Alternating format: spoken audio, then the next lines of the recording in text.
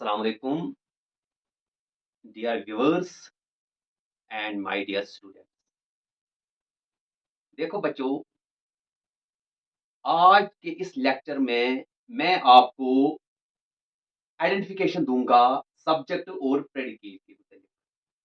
ये सब्जेक्ट और प्रेडिकेट खासकर एक सब्जेक्ट का एक बड़ा रोल होता है किसी भी सेंटेंस में।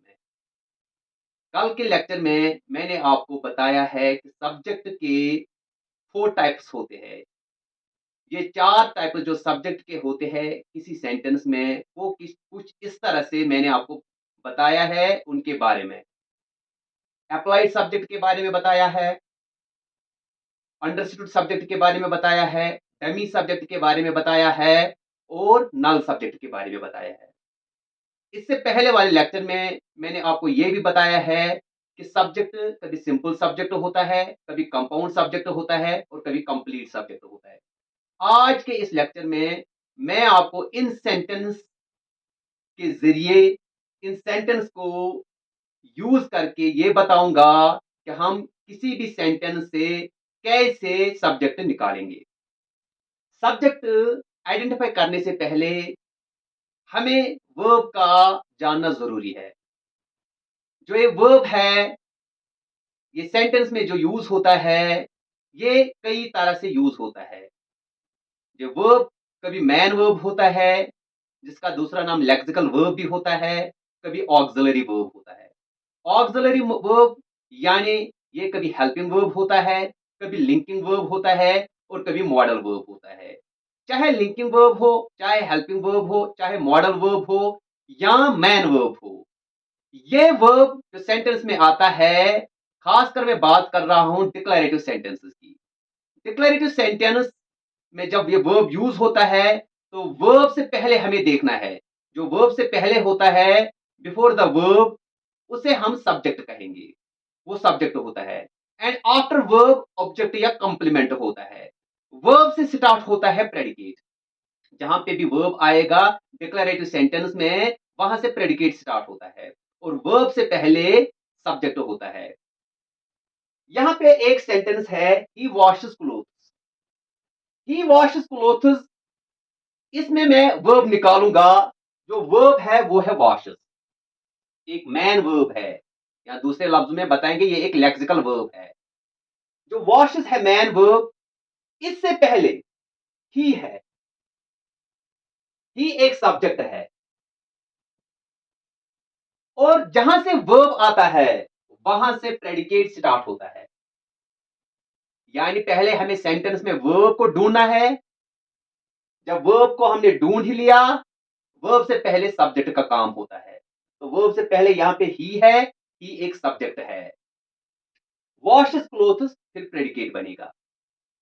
दूसरा, you and they are friends. अब मुझे यहां वर्ब निकालना है। यहां पे वर्ब है आर। तो अगर वर्ब आ गया आर, तो वर्ब से पहले यू एंड दे है, बेटा यही सब्जेक्ट होता है। वर्ब से पहले यू एंड दे सब्जेक्ट आ गया। और फ्रेंड्स जो है ये प्रेडिकेट बन गए। तो प्रेडिकेट किस तरह से बनता है? डिक्लेरेटिव सेंटेंस में हमें वर्ब को देखना है, वर्ब को इंक्लूड करके प्रेडिकेट बनता है। अब यहां देखेंगे, a red car is in the ground. यहां इज है वर्ब, इज है वर्ब। तो इस से पहले है ए रेड कार। तो इसका मतलब रेड कार जो है ये है सब्जेक्ट। रेड कार है सब्जेक्ट, यहां पे यू एंड दे है सब्जेक्ट। अब प्रेडिकेट किस तरह से बनेगा? प्रेडिकेट इस वर्ब को इंक्लूड करके जितने भी वर्ड्स इसके आगे है वो सारे प्रेडिकेट बनाते हैं। तो इज इन द ग्राउंड ये प्रेडिकेट है, ए रेड कार ये सब्जेक्ट है। अब इस सेंटेंस में ओपन द विंडो, बेटा अगर यहां देखेंगे वर्ब वो है ओपन। जो ओपन वर्ब है, इस वर्ब से पहले सब्जेक्ट नहीं है। तो ओपन द विंडो जो है ये प्रेडिकेट बन गया। ओपन द विंडो एक प्रेडिकेट बन गया। ओपन द विंडो यानी कि ओपन वर्ब से पहले कोई सब्जेक्ट नहीं है। यहां पे ये एक इंपेरेटिव सेंटेंस है, हमें पता है इंपेरेटिव सेंटेंस में भी सब्जेक्ट होता है, लेकिन वो हिडन होता है और ऐसे सब्जेक्ट को हम अंडरस्टूड सब्जेक्ट कहते हैं। तो इसका मतलब यहाँ जो हिडन सब्जेक्ट है वो यू है। तो जो यू है ये एक सब्जेक्ट है इस सेंटेंस में। तो इस सेंटेंस में ओपन द विंडो जो है इंपेरेटिव सेंटेंस, इसमें सब्जेक्ट यू है। इसके बाद इट इज स्नोइंग नाउ। अब मुझे इसमें सब्जेक्ट ढूंढना है। इज है वर्ब। तो इससे पहले जो इट है ये सब्जेक्ट है। इससे स्टार्ट होता है यहाँ पे predicate. Is snowing now predicate है। तो सब्जेक्ट और प्रेडिकेट इजीली हम निकाल सकते हैं एक बार हमें अगर वर्ब के बारे में पता चला।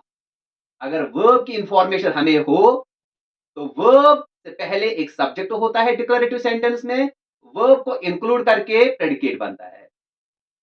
अब इन्हीं सेंटेंस को यूज करके मैं आपको बताऊंगा कि कहां पे सिंपल सब्जेक्ट है, कहां पे कंपाउंड सब्जेक्ट है और कहां पे कंप्लीट सब्जेक्ट है, या कहां पे अप्लाइड सब्जेक्ट है, कहां पे अंडरस्टूड सब्जेक्ट है, कहां पे डमी सब्जेक्ट है और कहां पे नल सब्जेक्ट है। देखो बेटा, ही वॉशेस क्लोथ्स, इसमें ही है सब्जेक्ट, ये एक ही सब्जेक्ट इसमें यूज हुआ है, ये सिंपल सब्जेक्ट है और साथ साथ में ये अप्लाइड सब्जेक्ट है। यहां देखो दूसरे सेंटेंस में you and they are friends, इसमें दो सब्जेक्ट है, कंबाइंड है, एंड से कंबाइन हुए हैं यू और दे, दोनों सब्जेक्ट एक साथ कंबाइन हुए हैं। तो ये दो सब्जेक्ट जो कंबाइन हुए हैं ये कंपाउंड सब्जेक्ट कहलाते हैं। तो इस सेंटेंस में you and they are friends, इसमें कंपाउंड सब्जेक्ट है और साथ में ये अप्लाइड सब्जेक्ट है, क्योंकि ये गिवन सब्जेक्ट है। जो अप्लाइड सब्जेक्ट है ये गिवन सब्जेक्ट होता है। जो ये सब्जेक्ट है इसके बारे में मैं आपको और जानकारी दूंगा। जो सब्जेक्ट होता है ये टू क्वेश्चंस का आंसर देता है। एक क्वेश्चन होता है हु, दूसरा होता है विच। यानी ही वॉशेस क्लोथ्स, क्वेश्चन कुछ इस तरह से बनेगा, हु वॉशेस क्लोथ्स, तो आंसर आएगा ही वॉशेस क्लोथ्स। दूसरे में you and they are friends, who are friends, you and they are friends, तो यू का आंसर निकल गया। तो जो ये सब्जेक्ट है क्वेश्चन हु एंड व्हाट है, हु एंड विच है, अगर हु एंड विच का आंसर मिल गया तो वो सब्जेक्ट, जो सब्जेक्ट है ये हु एंड विच का आंसर देता है। Third question, red car is in the ground, तो क्वेश्चन आएगा what is in the ground, who which और व्हाट, ये सब्जेक्ट के बारे में बताता है।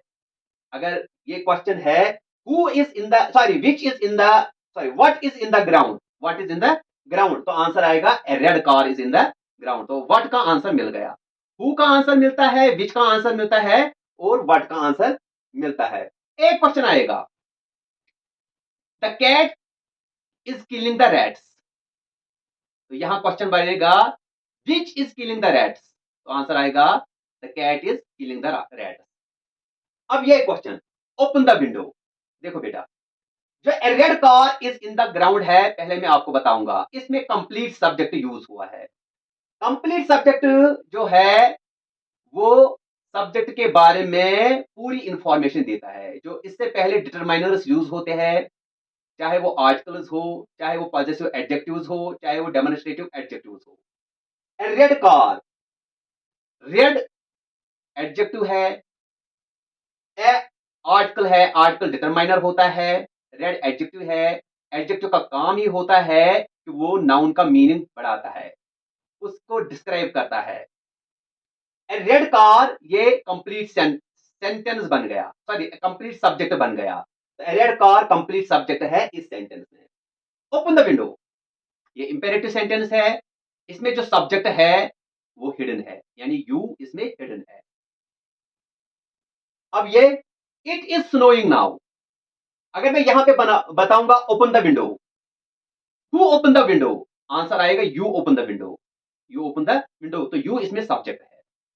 अब ये इट इज स्नोइंग नाउ, देखो बेटा अगर मैं इस पे क्वेश्चन बनाऊंगा हु इज स्नोइंग नाउ, इसमें कोई सेंस नहीं है, it is snowing now, which is snowing now, क्योंकि इसमें डूअर ऑफ एक्शन नहीं है, इसमें काम करने वाला सब्जेक्ट नहीं है, ये आंसर नहीं दे पाएगा इन तीन क्वेश्चंस का, हु विच एंड व्हाट का।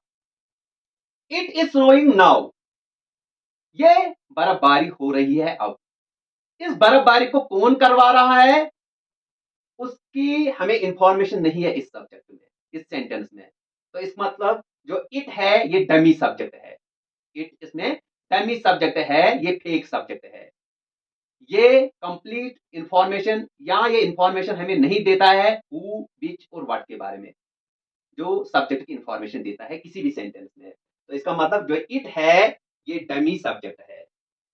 इट एक डमी सब्जेक्ट है। देखो बेटा, ये सारे सेंटेंस जो मैंने यूज किए हैं इजीली हम सब्जेक्ट निकाल सकते हैं अब सेंटेंस में।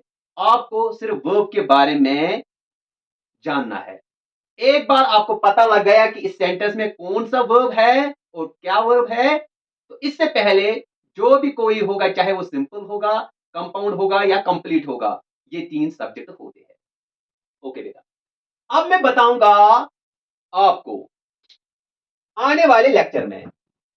सबसे पहले मैं आपको इंफॉर्मेशन दूंगा वर्ब के बारे में। वर्ब, इसमें टू टाइप्स होते हैं यहां पे।